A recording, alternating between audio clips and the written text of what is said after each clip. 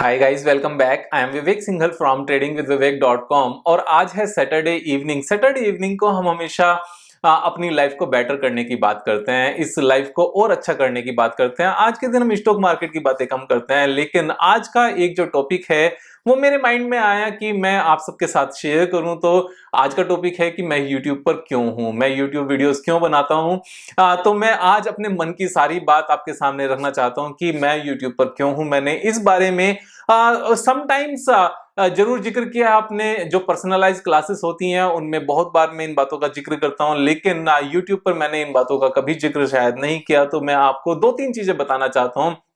This video में be little longer just because कि जब मन की बात होती है तो शायद वो थोड़ी सी लंबी चली जाए। तो आगे बढ़ने से पहले एक इंपॉर्टेंट पॉइंट, अगर ड्यूरिंग दिस वीडियो मेरी कोई भी स्टॉक्स को लेकर कुछ भी डिस्कशन हो तो वो कोई भी रिकमेंडेशन नहीं होगी यहाँ पर बाय या सेल करने की। दूसरा, अगर चैनल सब्सक्राइब नहीं किया तो सब्सक्राइब कर लेना, दोस्तों के साथ शेयर जरूर करना, क्योंकि लाइफ बेटर करना दूसरों के लिए भी इंपॉर्टेंट होता है। मींस जब दूसरों की लाइफ बेटर होती है तो उनसे जो ब्लेसिंग्स मिलती हैं वो इतनी पावर देती है कि अपनी लाइफ लगातार और बेटर होती चली जाती है। एंड एवरीबॉडी थिंक ऑफ कि ये इतना अच्छा कैसे कर पा रहा है। तो ये सब चीजें दूसरों की लाइफ बेटर करने से भी आती हैं। तो यहाँ पर क्या तरीका है, क्या बातें हैं, मैं क्यों हूं यहाँ पर यूट्यूब पर, सारी बातें बताऊंगा। तो सबसे पहले जो यहाँ पर सबसे इंपॉर्टेंट पॉइंट है वो क्या है, दो तीन चीजें ऐसी हैं जो हमें कॉलेज में, स्कूल्स में कभी भी नहीं सिखाई जाती। एटलीस्ट ग्रेजुएशन तक तो बिल्कुल भी नहीं सिखाई जाती। उसके बाद हो सकता है कि कुछ अलग से specific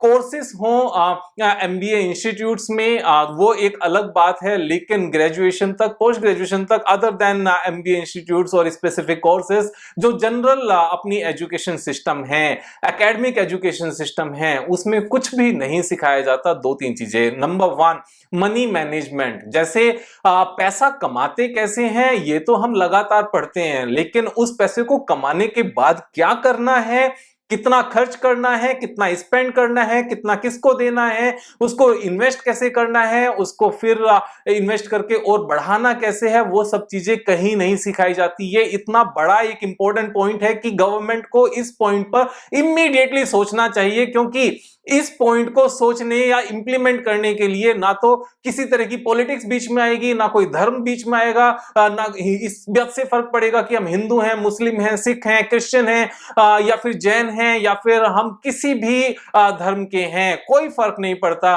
this will be for every Indian. It doesn't make any difference कि हम कौन से धर्म से हैं या फिर कौन सी कास्ट से हैं, कि हम लोअर कास्ट से हैं या जनरल कास्ट से हैं, या फिर हम जाट हैं, गुजर हैं, बनिए हैं, ब्राह्मण हैं, कुछ भी हैं, इस बात से कोई फर्क ही नहीं पड़ता। यहाँ पर गवर्नमेंट को इस बात पर इमीडिएटली ध्यान देना चाहिए कि इंडियंस उतने रिच क्यों नहीं हैं जितना बाकी पूरी दुनिया है। अब बाकी पूरी दुनिया है, वहां पर किस तरीके से लोग इन्वेस्ट करते हैं, इंडिया में किस तरह से इन्वेस्ट करते हैं, इस चीज का बहुत बड़ा डिफरेंस है। वहां की कंपनीज लोन बहुत कम लेती हैं, वहां की कंपनीज में प्राइवेट इक्विटी फंडिंग ज्यादा होती है, शेयर होल्डिंग में फंडिंग ज्यादा होती है, यहां कंपनीज में लोन ज्यादा लिया जाता है। तो ये बहुत सारी चीजें हैं। यहां पर जब हम इंडिविजुअल लेवल की बात करते हैं तो यहां पर कोई भी सिलेबस ऐसा नहीं है जिसमें प्रैक्टिकल तौर पर इस बात को समझाया गया हो कि इक्विटी में इन्वेस्टमेंट करना कितना इंपॉर्टेंट है, या फिर डिबेंचर में इन्वेस्ट करना फिक्स डिपॉजिट से कैसे बेटर है, क्यों बेटर है। प्रैक्टिकली कुछ नहीं समझाया गया है।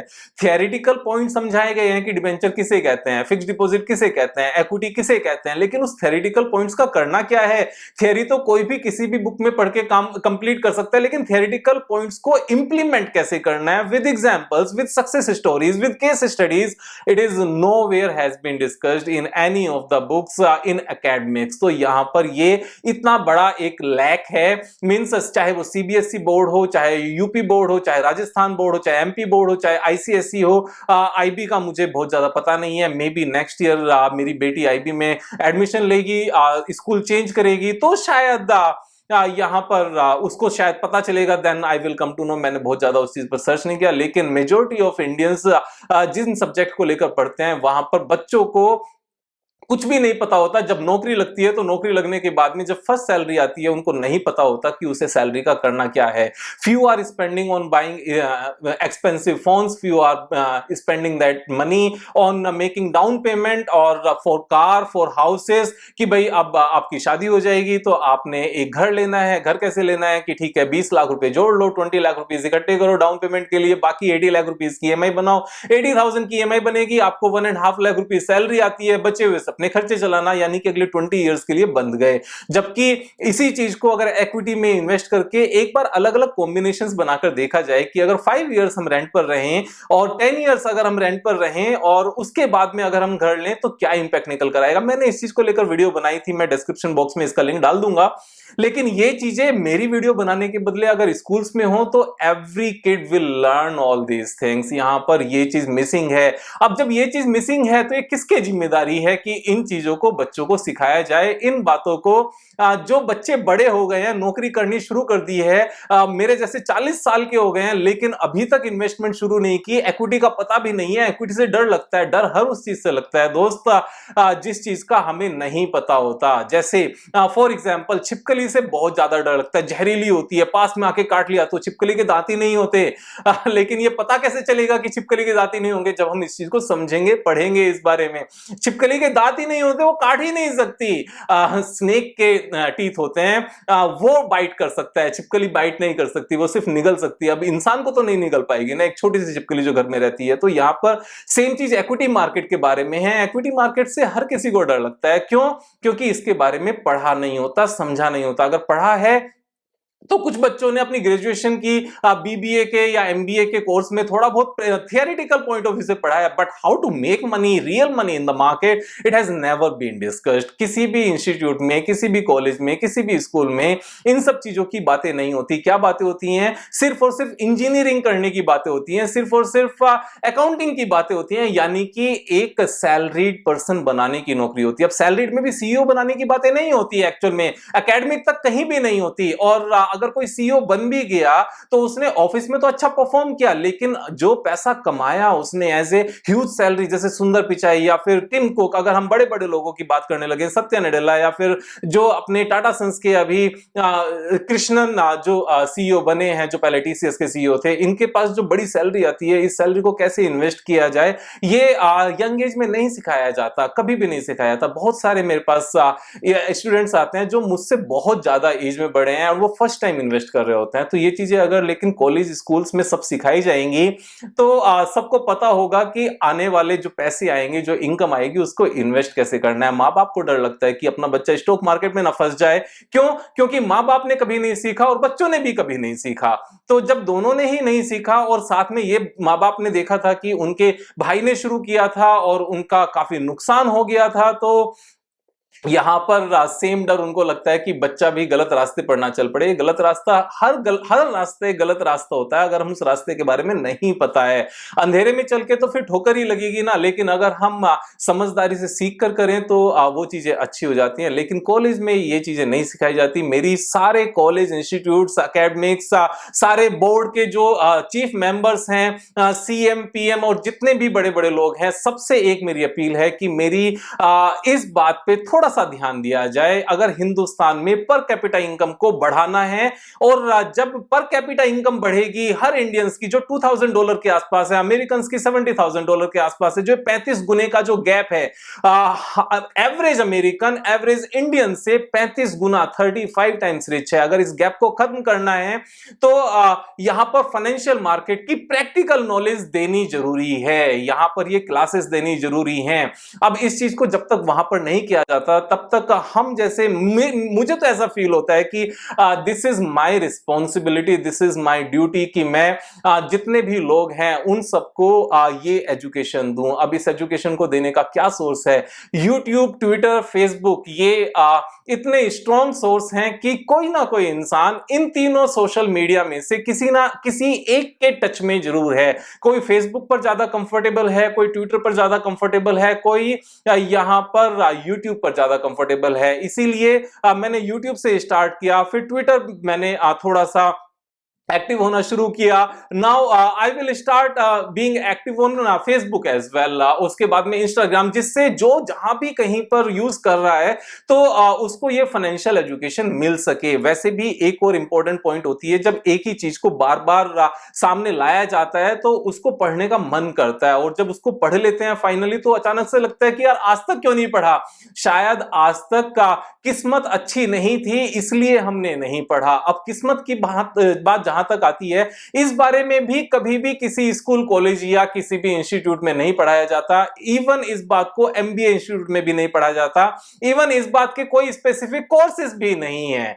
ठीक है, कोई स्पेसिफिक कोर्सेज है भी नहीं। तो ये सेकंड इंपॉर्टेंट पॉइंट है। फर्स्ट इंपॉर्टेंट पॉइंट था कि अर्निंग के बाद में अपने पैसे का क्या करना है ये नहीं पढ़ाया जाता। अर्निंग कैसे करनी है सिर्फ ये पढ़ाया जाता है। सेकंड इंपॉर्टेंट पॉइंट है कि यहां पर किस्मत को कैसे बदला जाता है, इस चीज के बारे में कोई बात नहीं होती। तो यहां पर ये होता कैसे है, ये होता है चैंटिंग से, मंत्रों के उच्चारण से, ओम नमः शिवाय के जपने से, या फिर जिस जिस धर्म के जो जो मंत्र हैं अपने अपने धर्मों के हिसाब से, अपने अपने धर्म के हिसाब से मंत्रों का उच्चारण करने से, प्रेयर करने से, प्रार्थना करने से, मेडिटेशन करने से, ईश्वरीय ताकत को अपने साथ लेने से, सत्कर्म करने से, सदकर्म करने से। तो ये जो सारी चीजें हैं, इन सब चीजों के बारे में कहीं बात नहीं होती। इसी का रिजल्ट निकलता है कि two people doing the same exercise, doing the same hard work, having the same mental state, having the same intelligence, लेकिन दोनों के रिजल्ट्स अलग अलग आते हैं। क्यों आते हैं? एक का अच्छा आता है, एक का बेकार आता है, क्योंकि एक की ईश्वरीय ताकत पहले वाले की ईश्वरीय ताकत से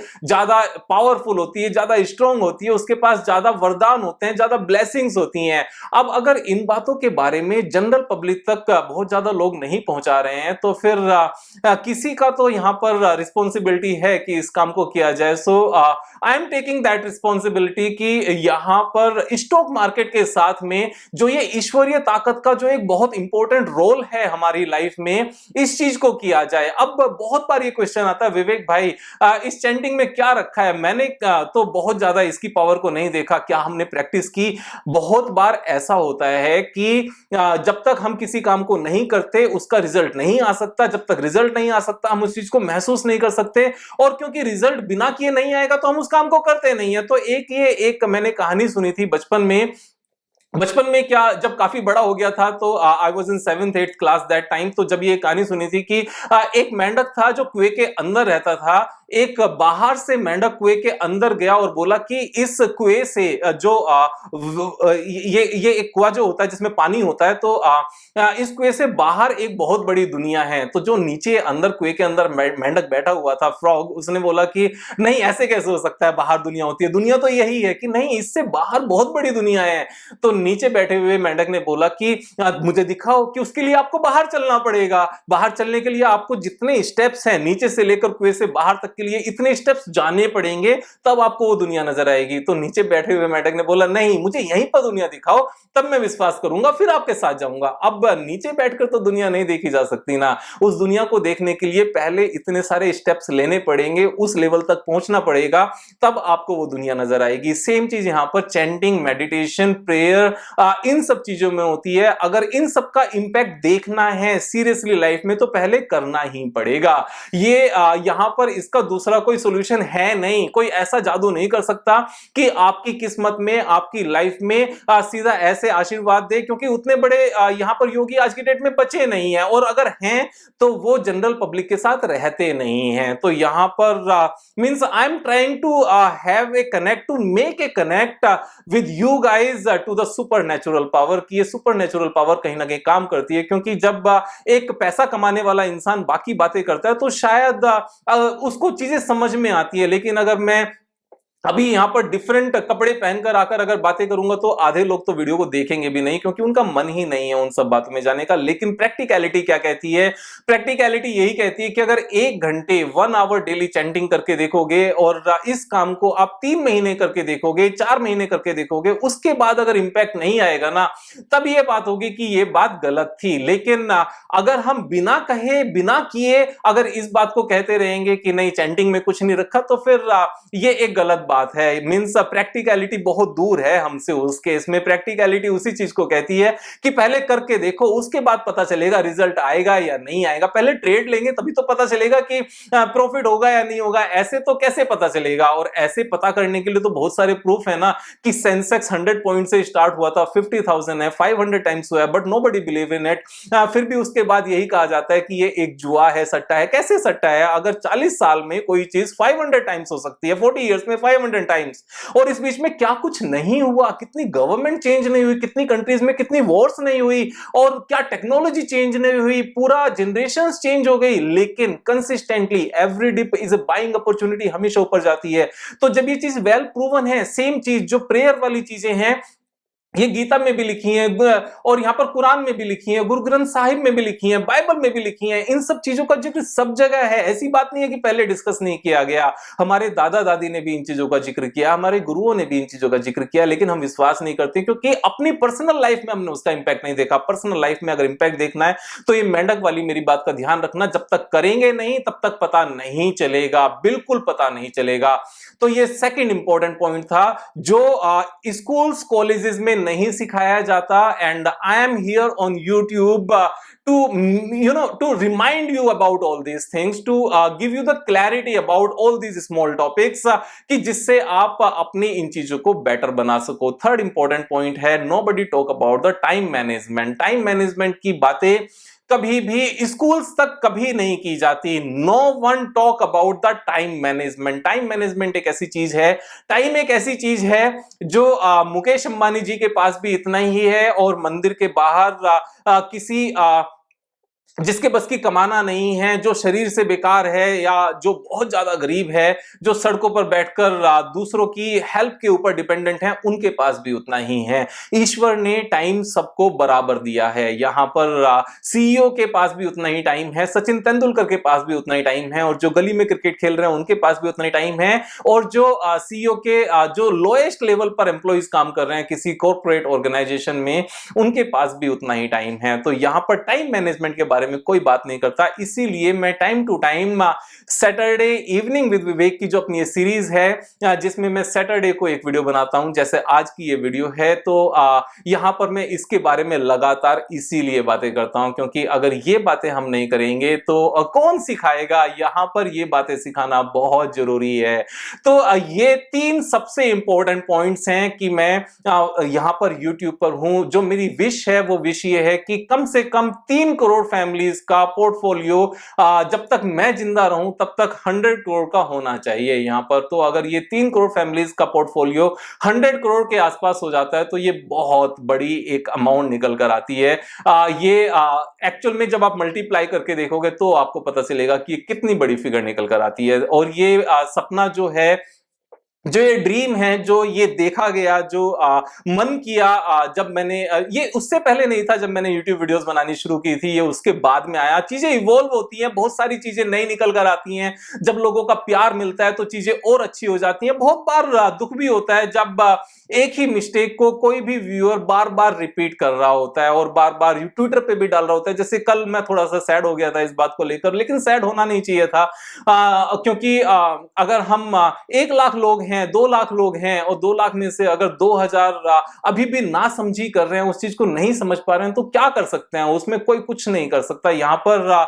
लेकिन मेरा मन होता है कि वो जो 2000 है आउट ऑफ 2 लाख, 1% भी जो अपने व्यूअर्स हैं, अगर वो ना समझी कर रहे हैं तो वो भी क्यों कर रहे हैं? मेरा तो यहां पर यही अटेम्प्ट होता है कि उनको भी छोड़ा ना जाए, उनको राइट ट्रैक पर लाया जाए, उनको समझाया जाए कि ये स्टॉक मार्केट है, फिक्स्ड डिपॉजिट नहीं है। If we have invested in 30 stocks, तो यहां पर 30 में से 5, 6, 7 स्टॉक्स तो इस तरह का परफॉर्म करेंगे जिनमें 1 साल के बदले 2 साल भी लग सकते हैं, और हो सकता है कुछ स्टॉक्स के सिर्फ प्राइस ही वापस आए और हमें प्राइस पर ही वापस निकलना पड़े। लेकिन जो अदर देन दीज 5 स्टॉक्स हैं, जो 25 अदर स्टॉक्स हैं, उनमें जो प्रॉफिट होगा उनसे इनका भी यहां पर एडजस्टमेंट हो जाएगा, सेट ऑफ हो जाएगा, और उनसे इतनी इनकम हो जाएगी कि total portfolio over a period of time will make us rich. तो यहां पर हमें समझदार बनना है। देखो, जितनी भी एकेडमिक नॉलेज है, जो बेसिक डिफरेंस है between the education being given by academic schools, college, institutions, ये सब हमें इंटेलिजेंट बनाती हैं, ये हमें बुद्धिमान नहीं बनाती। यहां बहुत बड़ा डिफरेंस है। 2 तरह की बुक्स होती हैं,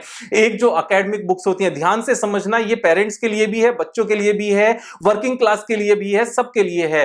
जो एकेडमिक बुक्स होती हैं वो हमें इंटेलिजेंट बनाती हैं, सब्जेक्ट स्पेसिफिक नॉलेज देती हैं, लेकिन जो बुक्स एकेडमिक नॉलेज से अलग बुक्स होती हैं, जो टाइम मैनेजमेंट को लेकर होती हैं, जो वर्किंग एफिशिएंसी को बनाकर होती हैं, जो मनी मैनेजमेंट को लेकर होती हैं, जो स्टॉक मार्केट से रिलेटेड है, जो ह्यूमन बिहेवियर से रिलेटेड है, जो साइकोलॉजी से रिलेटेड है, जो पॉलिटिक्स को लेकर हैं, वो सारी बुक्स हमें समझदार बनाती हैं, वो सारी बुक्स हमें बुद्धिमान बनाती हैं, वाइज बनाती हैं। There is a big difference between being wise and being intelligent. Being intelligent means how to make money, being wise means what to do after making that money. तो बीइंग इंटेलिजेंट में हमें एक ही चीज सिखाई जाती है, सीए कैसे बनना है, डॉक्टर कैसे बनना है, इंजीनियर कैसे बनना है, सॉफ्टवेयर इंजीनियर कैसे बनना है, हार्डवेयर इंजीनियर कैसे बनना है, ड्राइविंग कैसे करनी है, और यहाँ पर रॉकेट साइंस कैसे सीखनी है, न्यूरोलॉजिस्ट कैसे बनना है, गायनोकोलॉजिस्ट कैसे बनना है, यहाँ पर पीडियाट्रिशियन कैसे बनना है। लेकिन ना ये सब बनने के बाद में क्या, उसके बाद की लाइफ का क्या, वो सब चीजें वाइज बनने वाली बुक्स बनाती हैं। तो ये सब बातें मुझे भी कब समझ में आई, बहुत बाद में समझ में आई, when I started reading a lot of books during my last 8 years. पिछले 8 साल में करीब 1200 1300 1200 1300 बुक्स पढ़ी, क्योंकि और कुछ काम ही नहीं था। तो एक तरह की एडिक्शंस हो गई थी कि बुक्स ही पढ़ते जाना है पढ़ते जाना है। उस एडिक्शन को थोड़ा सा कंट्रोल किया है, लेकिन वो एडिक्शन बहुत अच्छी एडिक्शन थी। अगले जो मेरे पास अभी 50-55 साल बचे हैं, बीइंग 40 नाउ, तो यहाँ पर जो मेरे 98 ईयर्स तक की जो एज है, जो मेरे पास 58 ईयर्स अभी बचे हैं, वो बहुत अच्छे जाएंगे। यहां से सुपर रिच भी बनेंगे, सब लोगों को साथ में रिच बनाकर बनेंगे। अकेले बनने में कुछ नहीं रखा, उसका रीजन है, उसका मेरा एक पर्सनल हित भी है कि मैं यहां पर सबको रिच क्यों बनाना चाहता हूं। ध्यान से समझना इस बात को। अगर मैं अपने आप को पर्सनली सिर्फ रिच बनाऊंगा तो मैं फेरारी खरीद सकता हूं, लेकिन फेरारी खरीदने के लिए जो एक शानदार रोड चाहिए, जो एक स्ट्रॉन्ग इंफ्रास्ट्रक्चर चाहिए, स्मूथ इंफ्रास्ट्रक्चर चाहिए, वो कैसे आएगा। पूरे हिंदुस्तान में, अपने पूरी सिटी में, सारी गलियों में यहां पर मैं रोड तो नहीं बनवा सकता ना अपने पैसों से, इतने पैसे कभी किसी इंडिविजुअल के पास नहीं होते। लेकिन अगर मैं सबको रिच बनाने में हेल्प करूंगा तो वो भी तो सब रिच बनेंगे, वहां पर वो भी ज्यादा टैक्सेस देंगे, गवर्नमेंट अमीर बनेगी, सबका पैसा जब अच्छे से इस्तेमाल होगा तो मेरी फेरारी दौड़ने के लिए रोड बन जाएंगी। तो आपको जो रिच बनाने का जो मेरा मकसद है, उसके पीछे एक ये भी छोटा सा पर्पस है कि मेरी फेरारी इंडिया में चल सके, उसके लिए मुझे जर्मन ऑटोबैन पर ना जाना पड़े। तो ये भी एक रीजन है, और इस तरह के बहुत सारे रीजन है कि मुझे खुली हवा में सांस लेने के लिए अपने इंडिया से बाहर ना जाना पड़े, हम इंडिया में रहकर खुली सांस ले पाए। अच्छी एजुकेशन के लिए बच्चों को बाहर ना भेजना पड़े, आने वाली जनरेशन के लिए हम इंडिया में अच्छी एजुकेशन दे पाए, और जो अपना सारा गवर्नमेंट का इकोसिस्टम है ये पूरा इतना स्ट्रॉन्ग हो जाए कि इसके लिए हमें बाहर के एग्जांपल्स ना देने पड़े। नॉर्वे, फिनलैंड, ग्रीनलैंड, जितने भी ये कंट्रीज हैं, जो यूरोपियन कंट्रीज हैं, जहां पर जो करप्शन है ऑलमोस्ट जीरो है, वहां के एग्जांपल्स ना देने पड़े। यहाँ पर स्विट्जरलैंड और यहाँ पर सिंगापुर के एग्जांपल्स ना देने पड़े कि किस तरीके से बाहर का पैसा यहाँ आकर लगता है और इंडिया में उस तरह का पैसा आ सके। तो यहाँ पर ये बहुत सारे रीजंस हैं, लेकिन यहाँ जो सबसे इंपॉर्टेंट पॉइंट है, जो सबसे लास्ट में मैं आपको जरूर बताना चाहता हूँ कि जब मेरी किसी एक बात को फॉलो करते हो ना, तो वहां पर उससे कनेक्टेड सारी बातों को फॉलो करना बहुत बहुत बहुत जरूरी है। क्योंकि ये एक मिस्टेक है जो मेरे बहुत सारे व्यूअर्स करते हैं, जो अपनी ये बड़ी सी फैमिली है, और उसका रिजल्ट क्या निकलता है कि उनका पोर्टफोलियो अच्छा परफॉर्म नहीं कर पाता। क्यों नहीं कर पाता? क्योंकि उन्होंने एक बात को तो फॉलो किया होता है, सारी बातों को फॉलो नहीं किया होता। जब मैं यहां पर ये कहता हूं चैंटिंग करने से हमारी किस्मत अच्छी होती है, यहां पर ईश्वरीय ताकत हमारे साथ होती है। अगर मैं यूट्यूब पर 4 स्टॉक्स डिस्कस करता हूं, उनमें से 3 अच्छा करते हैं, 1 अच्छा नहीं करता, तो शायद ईश्वरीय ताकत से हम वही नहीं लें और जो 3 अच्छा करते हैं वो ले लें। लेकिन अगर ईश्वरीय ताकत हमारे साथ नहीं है तो जो 3 अच्छा करने वाले हैं हम वो नहीं लेंगे, और जो एक बेकार करने वाला है ना, टेम्परेरी बेसिस पर, हम शायद उसको ले लेंगे। दूसरा, जब मैं ये कहता हूं एक स्टॉक में 5% से ज्यादा नहीं लगाना चाहिए, तो यहां पर वो गलती बार बार क्यों की जाती है? ये गलती इसलिए की जाती है क्योंकि यहां लर्निंग का मकसद शायद कुछ लोगों का नहीं बन पाता, कुछ लोगों का क्विक अर्निंग का मकसद बन पाता है। कुछ चीजें जो बड़े कैसल्स होते हैं ना, उनके बनने में टाइम लगता है, और जो फटाफट चीजें तैयार की जाती हैं वो एकदम से कोलैप्स हो जाती हैं। यहां पर अगर नींव मजबूत करनी है, इस चीज को लंबे 20, 30, 40, 50 साल तक अगर कमाना है, तो यहां पर फाउंडेशन को स्ट्रॉन्ग करना पड़ेगा।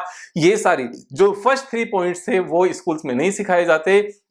बीइंग पेरेंट आपकी खुद की जिम्मेदारी है कि जो 3 मैंने चीजें बताई थी कि कमाने के बाद पैसे का क्या करना है, मींस मनी मैनेजमेंट, उसके बाद ईश्वरीय ताकत को अपने साथ कैसे लेकर आना है, means chanting, meditation and prayer, and third यहां पर टाइम मैनेजमेंट कैसे करना है। इन तीनों चीजों को पहले खुद से सीखो, बच्चों को अपने साथ इंप्लीमेंट कराओ और बच्चे आपके इस दुनिया के सबसे अच्छे बच्चे निखर कर आएंगे अगर इन 3 चीजों को वो अपनी एकेडमिक्स के साथ लेकर चलेंगे, क्योंकि ये तीनों चीजें हमें समझदार बनाती हैं, वाइज बनाती हैं और इंटेलिजेंट बनने के लिए आपके बच्चे स्कूल जाते ही हैं।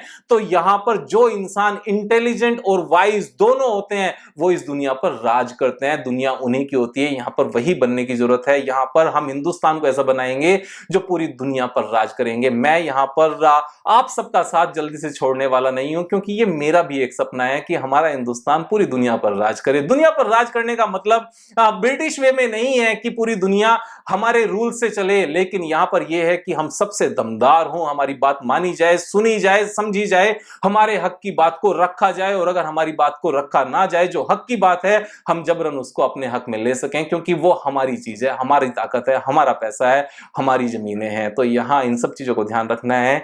सब्सक्राइब नहीं किया है चैनल को तो सब्सक्राइब कर लें। कल फिर मिलेंगे एक नई वीडियो के साथ जिसमें हम chart of the week discuss करते हैं, एंड एवरी वीक का एंड पर सैटरडे को मन की बात होती रहेगी, सैटरडे इवनिंग विद विवेक होती रहेगी। Thank you so much. कल फिर मिलेंगे एक नई वीडियो के साथ, तब तक मजे करो यार।